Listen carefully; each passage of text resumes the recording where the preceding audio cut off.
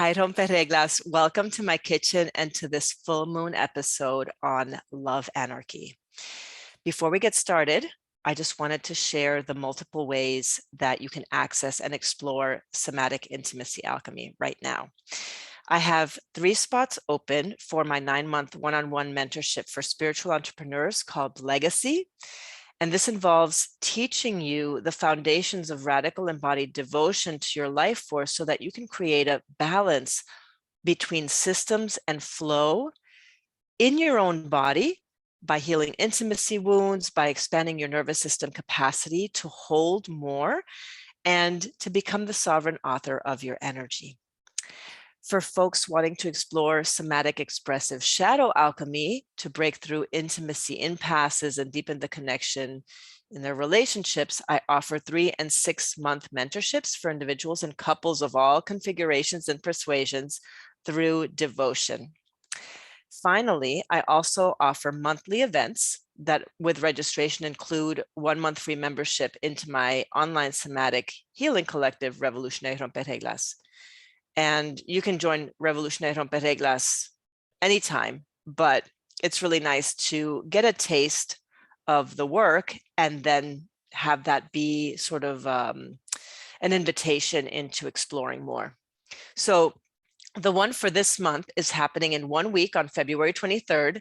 I'll be offering a 2-hour workshop all about accessing the divine self within you, also known as your sovereign or authentic self. Basically, the place in you that is clear and unencumbered with the, self-doubt and fear that we're often conditioned to feel. And we often think that we have to heal the self-doubt or overcome fear before moving forward with the things we desire in our life, with our vision. But the truth is that fear and self-doubt and maybe even judgment is going to accompany you through the journey. And having access to the sovereign place inside of you, especially to make decisions that are aligned with your truth, is essential. And I'm here to show you that it's a lot easier than you think. It's an inquiry process coupled with direct compassionate attention and body work that's accessible and simple to do. So the workshop is called Sanctum, Body as Temple. And during the workshop, you'll learn and practice my 4-step process. I call it Embody Relational Presencing, through which you can access and hold your inherent wholeness and sovereignty. And this 4-step process is the foundation for all of the work that I offer, right? So you get this taste and you really get to feel into, okay, what is this really about? So this is happening on Wednesday, February 23rd from 5 to 7 p.m. EST, and investment is $55. And all the links to the experiences I just talked about are included in the show notes. And the link to explore what's inside Revolutionary Rompereglas is also included in the show notes. Okay, on to Love Anarchy. This is one of my favorite topics and something I've been really diving deep on over the past year. And love anarchy is different from relationship anarchy. I do consider myself a relationship anarchist, and I'll share briefly what that means to me, just so that we have a point of differentiation here. So relationship anarchy means that I approach relationships in a non-hierarchical way. All of my relationships, whether or not they include sexuality, have equal importance to me, and I invest in them as such. And that's largely the reason why for this podcast, I'm not focusing solely on polyamory, but on relationships in general, and particularly the multi-amory aspect of relationship, right? The point being that we're already multi-amorous, right? We have relationships to everything. We have a relationship to ourselves. We have a relationship to land. We have a relationship to our business, or we have a relationship with our children. We're already multi-amorous. So this is sort of the deconstruction process. So, in short, I'm interested in uncolonizing our understanding of relationship, and in particular, de-romanticizing relationships, because our conditioning into this whole romantic model is part of what keeps us externally focused on getting our needs met. And I love that this episode is coming out just days after I was going to say Thanksgiving, after Valentine's Day, So that's extra beautiful kismet.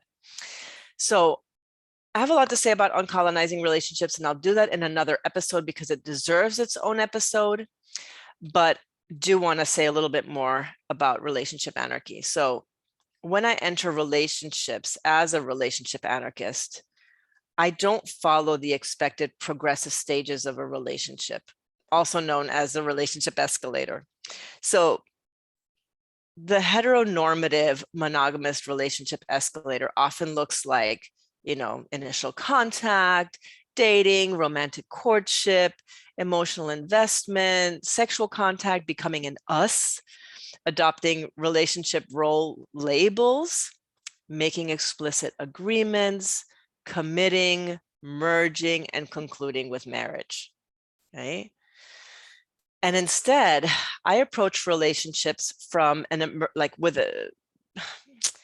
emergent kind of perspective or orientation. So I allow relationships and love to unfold naturally and to take whatever form it desires to take, right? Whether love wants to, go and flow in a certain direction, or the relationship wants to develop in a certain direction, I approach it without pulling or pushing the energy in any particular direction, right? I can want something, but I'm really just sort of like opening up and allowing the process to unfold naturally as it wants to do. And this often means that I don't get what I want or what I expect. And, my ego doesn't like that.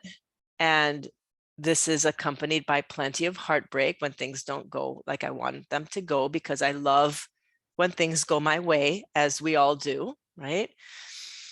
And it also means that I experience plenty of attachment fear that I heal in the process of being in these relationships. So that's partly why I'm here for it, because I find that part really, really exciting. As difficult as it is, I really love the challenge and the invitation to heal.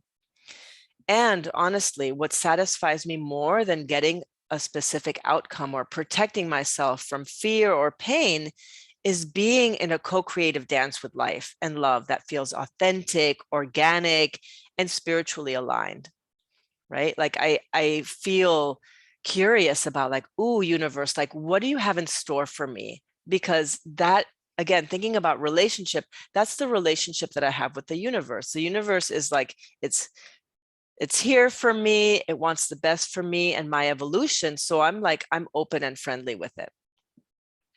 So I want to back up for a second to talk about like coming into this process of love anarchy, because it deserves a backstory, and I promised a lot of really juicy storytelling in here.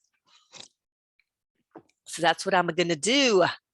So after 2 years, almost 2 years of celibacy, intentional celibacy, and obviously COVID helped with that, but it was really about, this was sort of this devotional practice that I was engaged in, that I talked about in the last episode, during which I was stoking and enjoying the fire of my own sacred sexuality.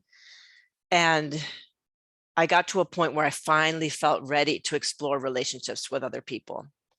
And that readiness, the readiness was a process, right? During that period of celibacy, I was healing any little piece of ambivalence that I had about being in relationships. And I had plenty of ambivalence because I had come out of a relationship that didn't feel good. My marriage, and especially the divorce, had become toxic. And partly like my contribution to that is what I had to really clear out. I carried some scars from that, and I had my own pieces that I needed to look at, like what was my contribution to that toxicity. And I wanted to get really, really, really clear about that, because I was committed to not making the same mistakes again. I was committed to really creating the sexual, spiritual partnerships that I desired. And I had to really look at myself in that process, right? I was aware that I was, avoidantly attached. Yeah. Yeah, I was avoidantly attached. And I, for me to resolve that, part of my avoidant attachment, I had to get really deeply in touch with my loneliness, which is something I don't often feel because I had some protective layers around it that needed to be peeled off. Essentially, I had to make sure that I was opening my heart and erotic life force to become an energetic match for what I desired. And so when my body finally arrived at that full yes, like the fuck yes to receiving other humans, I dove into sexual intimacy as a polyamorous person and committed to dating like it was psychological field work and research, exploring intimacy, desires, consent, kink, and sexuality from a spiritual perspective, and even gender. I really wanted all of my sexual connections to be heart connected. That was really, really important to me because that was a really big part of my healing was connecting heart to sex, which is, you know, the essence of what I do in my work. And because I had experienced extreme codependency and entrapment under the guise of love, right? Calling it love, but that it was something that didn't feel good, something that made me feel trapped. I wanted to experience relationships in which love flowed freely and abundantly without those unhealthy attachments and expectations and entrapments. Because let's face it, a lot of what we as a society call love is actually the negotiation of needs and the creation of contracts on that relationship escalator that, you know, we do to decrease the likelihood of experiencing hurt, rejection, or abandonment. So this has more to do with fear and insecurity than with actual love. And I really wanted to experience the actual love part. So want to back up for a second and talk about like why we even get into this. I'll get more into it in the next episode with intimacy wounds, but I just want to touch on it briefly because it just provides a solid background for this dismantling or like decolonizing aspect of love, right? What we call love, what it is and what it isn't. So you've heard this before. Our first relationship, right, usually with our caregiver, sets the foundation for all other relationships, to everything, right? As I was saying before, to ourselves, love, money, etc. And most of us, if not all, have experienced unresolved trauma and some form of attachment wounding somewhere on the spectrum of trauma, right? That first relationship with your caregivers was unsafe in some sort of way, and maybe instances only. Maybe it was inconsistent, maybe it was emotionally disconnected, or maybe it pushed you to be a version of yourself that didn't reflect who you actually were, right? It can be having a parent that is emotionally fragile. It could be having a parent who abuses substances. It could be even ancestral trauma coming from collective trauma. It could be overt neglect or abuse, right? Things like that. So most of us don't get our needs met, even with adequate parenting. And so this relationship dynamic causes changes in the energy body, right? Trauma is just too much, too fast, too soon, right? This experience of overwhelm. And because emotions are energy, it's really about how we manage pain and overwhelm. And when you are like a little blob, a child, a baby, you create strategies, you create energetic strategies that help you cope with the pain of disconnection and loss and fear, etc. And these patterns, because assuming that, you know, this environment that you grow up in creates repetition of some of these ways that are disconnected. So we create patterns to cope with that environment. And these become relational energy templates. And over time, right, these become sort of solidified in your energy field, and then we sort of grow up with them, and then we bring those patterns and templates into our adult relationships, mostly romantic, because what we're seeking to do in our adult relationships, if we're not conscious of it, is heal those early wounds. Why?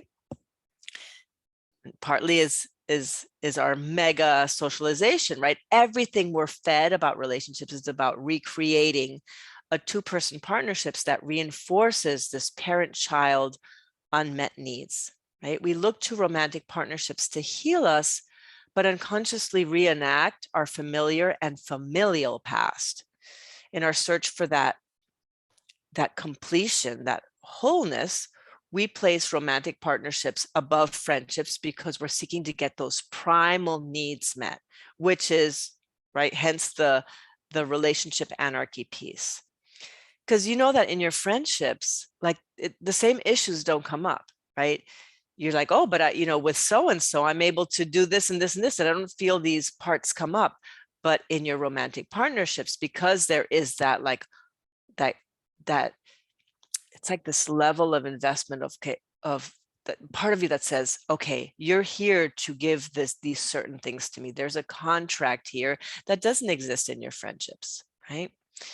So there's this piece around like reaching outward. And again, I'll talk more about this in the next episode when I talk about intimacy wounds, but right, reaching outward to complete ourselves, or to like from a place of need. I need you to do these things so that I'm okay.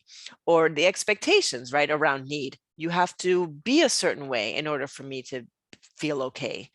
Or attachments, right? Getting our belonging and worthiness needs met externally through another person. So what that isn't love, right? We are negotiating caretaking. We are negotiating codependence, contractual agreements and relationships, and calling it love. We're looking outside of ourselves to get our belonging needs met. We're looking to feel worthy and valuable and validated through this experience with another person, right? Through the love, right? The affection or the affirmation that's coming towards you.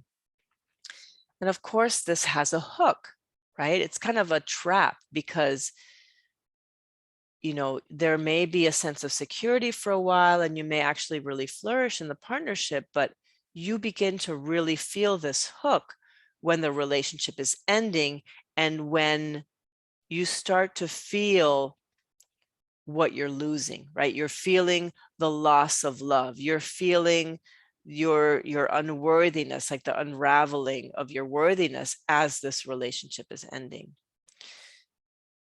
And what is really important for me in relationships and allowing love to flow freely is, right, like what I know to be true is that the more you try to control and define what a relationship is, the more you confine, right? The more you try to create this tight structure around like, what are we? The more it restricts the flow. Think about a dam, right? Or like a river that's not allowed to flow. You put like rocks there and you create structure. And there's not enough space for love to flow. So love anarchy for me is about allowing love to flow freely in relationships without the unhealthy attachments, the gripping, right? Ooh, I need to have you in a certain way, or right, the part that wants to possess, without the expectation that it be reciprocated, offering instead love from a place of abundance and genuine desire to give, right? To give love just because you have it and you feel like you want to fucking share it. Okay. So backing up for a second, although this is the true desire of my spiritual self, it's a whole practice. Let me tell you. Fears of not having love reciprocated do come up. That is fucking real. And in fact, just yesterday and the day before, I was up in a whole bunch of activated fear, and I wanted to record this episode and couldn't because I felt so damn uncomfortable in my body, because there was just a whole bunch of fear moving through me, just kind of this release of fear. So the practice is trusting love, because we learn not to trust love, coming back to your own love and trusting the experience of love that is shared. That is the practice. This is uncolonizing and deconditioning and cycle breaking work. This is devotional alchemy, okay, folks? And to give love freely, you have to be resourced in self-love to be able to give it from a place of overflow. And this, again, goes into the energetics of healing intimacy wounds, right? So more to come. For me, true love comes in the form of care, consideration, and appreciation. And I'll say again, I'll repeat again that the way you care for yourself, the way you are considerate of yourself, the way you appreciate yourself, that is part of the way that you fill up so that you are able to give. And that goes back to devotion. That's why in my online community, we practice, stoking the fires of your own erotic life force, bragging and celebrating yourself. That's part of the appreciation process, and care through the process of boundaries. So Frank Mondiosi, who is a facilitator at ISTA, the International School of Temple Arts, posed the question, what if we could define or redefine love as supporting, contributing, and celebrating the expansion of the beloved, right? Beloved being a partner, but also a more expansive concept of love that is really about sort of the flow of love in the universe, right? And that you are an initiator, a contributor of the flow of love in the universe. And so loving another, let's say loving another person, means wanting them to be at their greatest expansion, wanting them to be happy, wanting them to be doing things that make them feel good, and shining their brightest light in the world. That's basically a measurement of how you're loving, is how well is your partner doing? And this goes for non-monogamous and non-monogamous people that are listening right now. Sorry, taking a sip of my tea. So when you're holding your partner back in any way, can that really be considered love? And maybe love is there. Maybe love is actually there. And there's also a hook. There's also some sort of possession. There's some sort of ownership. So something to consider. When our partner, or when your partner experiences joy and pleasure, you can also derive happiness from their accomplishments, and that's compersion.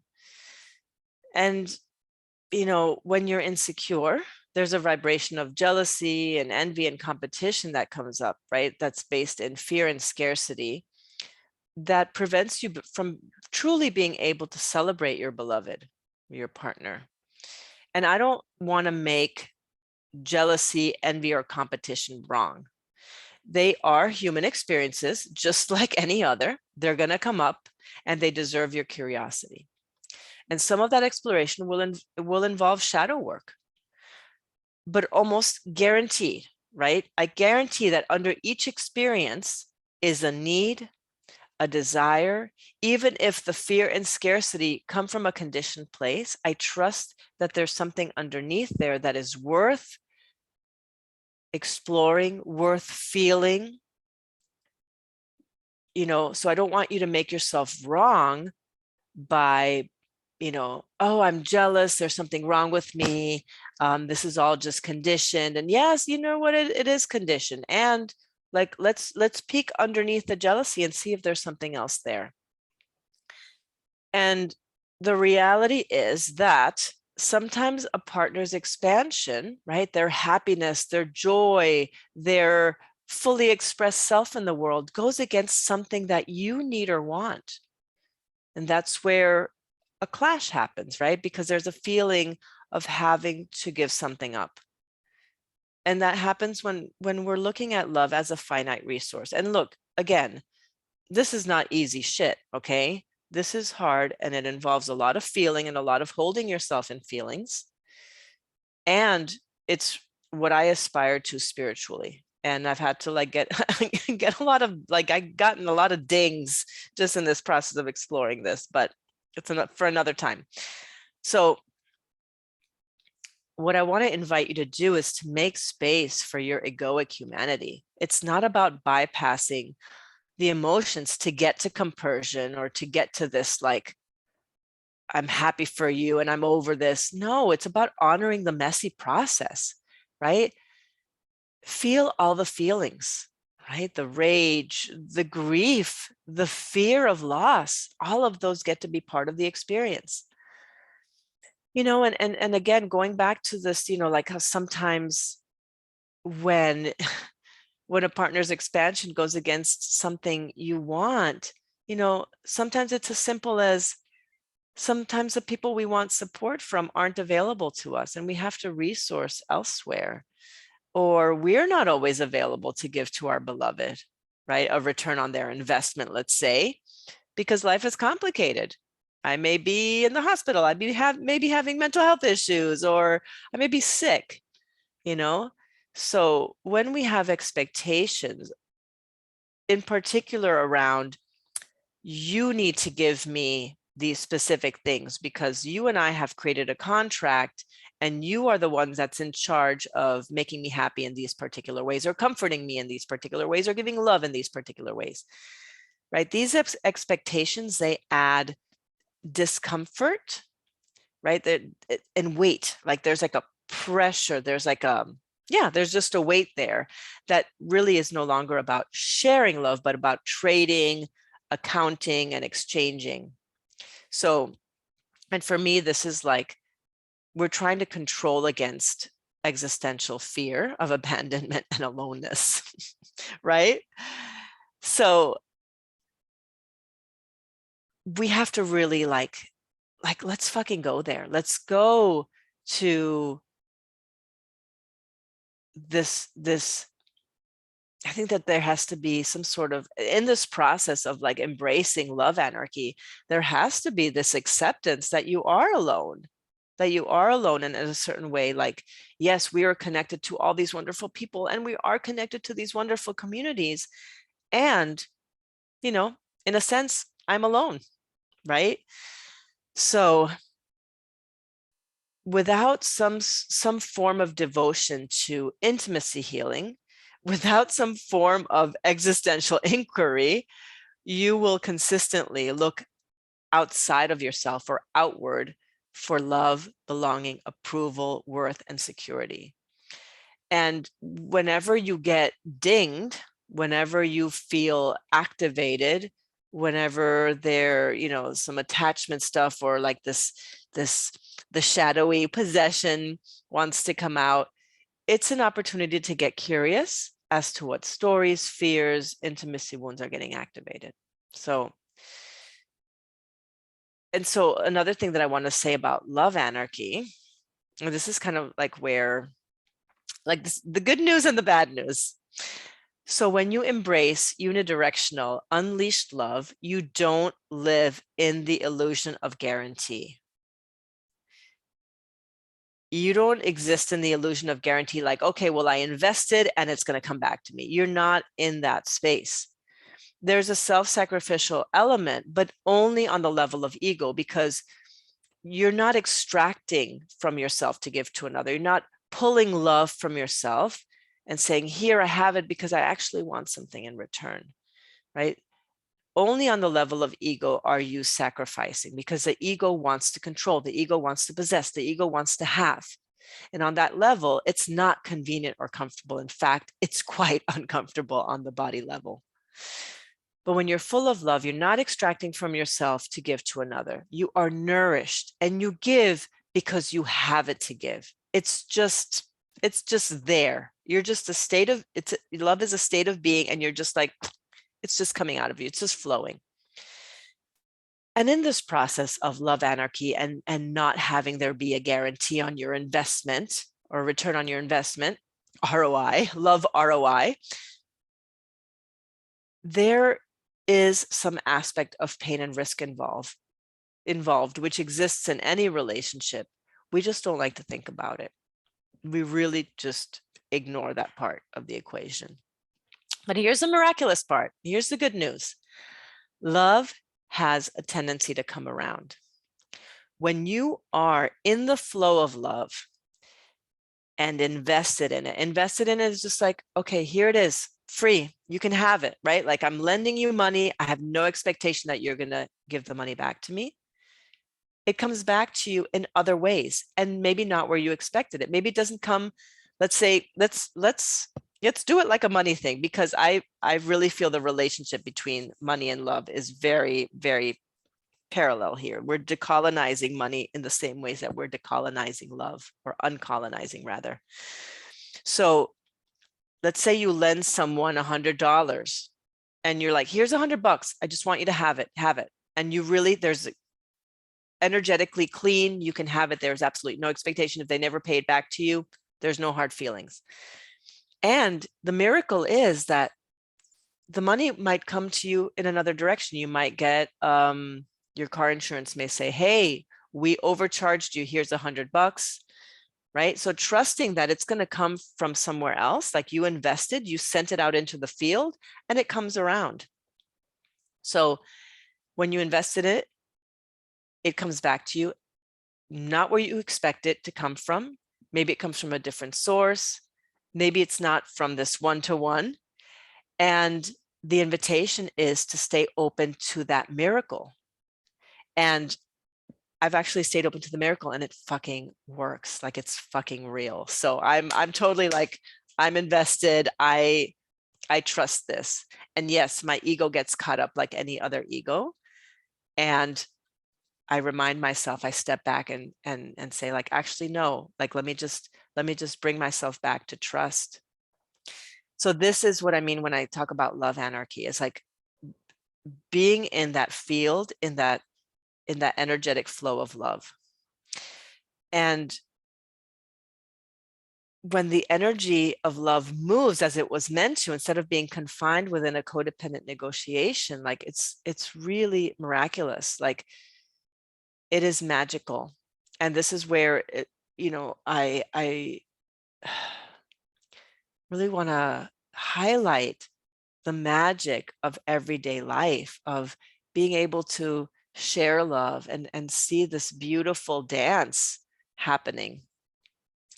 So I want to I want to end this episode today by offering this, like, a visionary definition of love, like what love can look like in partnerships. And this is from a book called Evolutionary Relationships. I forget what the author's name is, but I'll include it in the show notes. So revolutionary partnerships center in the bigger picture of universal love, the collective field of love. And this is what I'm talking about, like being in the field and the collective flow of love. In revolutionary partnerships, you offer space and solitude to your beloveds, right? Whoever you're in relationship with, whether it's with your children or with your partners or with friends, you offer space and solitude to them as they need it. You offer dignity and respect to another person's soul, their humanness, and their sovereignty. You center in your own solitude, right? You center in your own healing and align with the divine as part of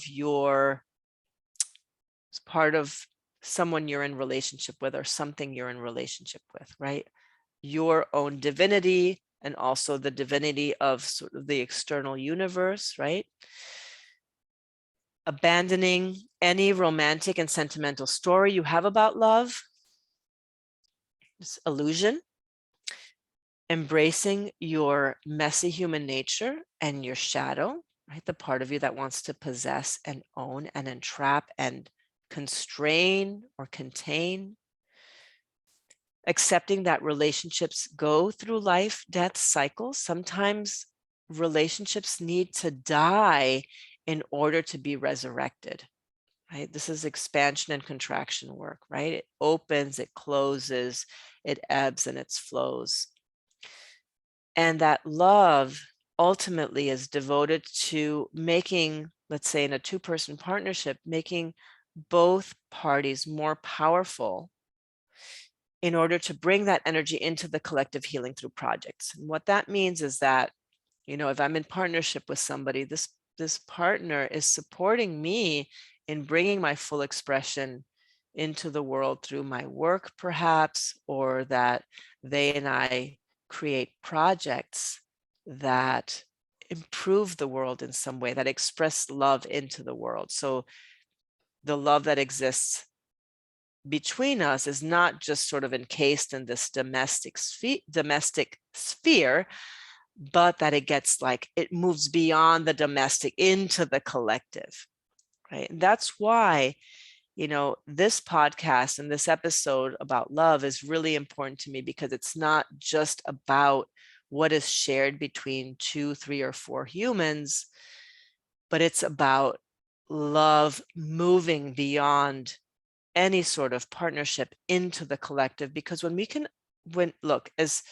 as visionary as these definitions of love are, can you imagine for a moment if you were to embrace those, even just like 2 or 3 or 4 degrees more than you're embracing them now, and how that's going to spill out into the world? So this is really about not just romantic partnerships or even the personal relationships that you have, regardless of whether there's sexuality involved or not, but really about expanding it outside, like an overflow of love into the collective field. Because I feel like that's what it's all about. Like, even for the people who maybe don't care that much about what's happening in the collective, even just treating the people you are in contact with, the most casual connections that you have with people, to the most in-depth and intimate, that matters, right? When we can respect or offer dignity and sovereignty to someone who's homeless, that is an act of love, and that flows into the collective field as well, right? So I'll end it here, and I welcome you to ask questions. You can DM me over Instagram, any questions that you have about episodes. And yeah, I look forward to seeing you next time. All right, bye.